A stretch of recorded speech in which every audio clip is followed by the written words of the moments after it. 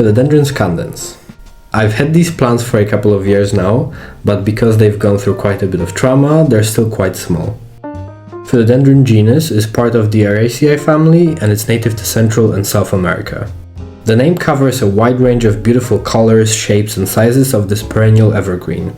These plants are commonly referred to as hardleaf philodendron. Their Latin names are Philodendron scandens or Hederaceum. Scandens actually means climbing and Hederaceum comes from the Latin word meaning made of ivy, so that should give you a good idea of how this plant grows. In nature they climb on the bark of trees searching for light, so indoors it's good to provide them with vertical support. It can be grown as a trailing plant and can look beautiful this way, but by letting it climb, with time you'll get significantly bigger leaves.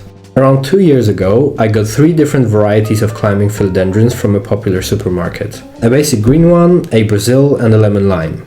I immediately chopped them up and tried to propagate them, but I was inexperienced with propagating philodendron and half of my cuttings died. Over the last year, I've managed to propagate and multiply the leftover stems. The lemon lime was the most traumatized from all the cutting and rooting, so I decided to plant it together with his Brazil friend. It must have been their destiny to end up together, since some of their leaves have spontaneous variegations that make them look confusingly alike. These plants don't mind a bit of shade and don't need intense direct sunlight. My philodendrons live quite close to my grow lights, but other big leafed plants give them quite a bit of shade. These are not very thirsty plants, and as a beginner plant dad, I nearly killed them multiple times by overwatering. You want to keep their soil moist, but don't let them sit drenched in water. I keep my philodendrons in terracotta pots. I chose them because their porous structure significantly increases the water evaporation from the soil. The water in my neighborhood is very hard and you can see some of the minerals accumulating on the side of the pot.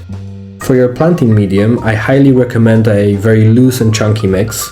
Something like equal parts perlite, expanded clay, coconut chips and soil will do the job. It's also unnecessary to repot them very often.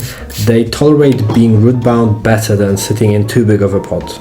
Unfortunately, these plants are toxic to both cats and dogs, but I have a video about living with cats and plants if you want to know how they can coexist. Philodendron scandens are relatively easy to look after and very resilient plants. They can be attacked by typical houseplant pests like aphids, mealybugs, spider mites. It's good to regularly look under the leaves to make sure that there is nothing hiding there. This philodendron is outgrowing its moss pole, so I'm going to be extending it by adding a new one on top. I have a moss pole that I made earlier, so all that's left is to connect the 2 poles. It's a very simple process.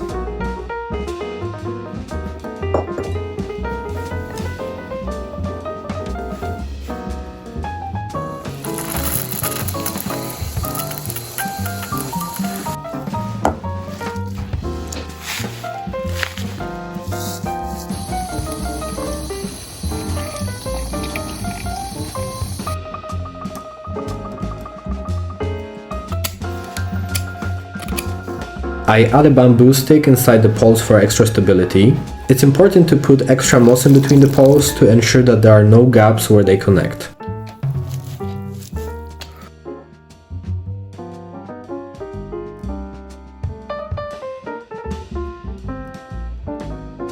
Using zip ties is the easiest method I've found so far, but you can use string or whatever is accessible to you.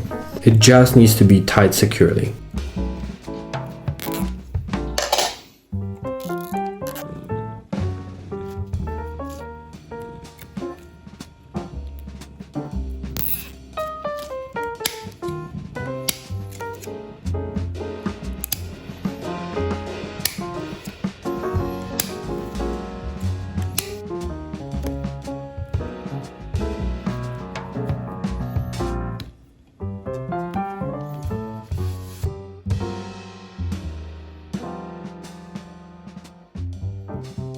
As you can see, it's fairly easy to extend your pole and your philodendron will be quite happy with it.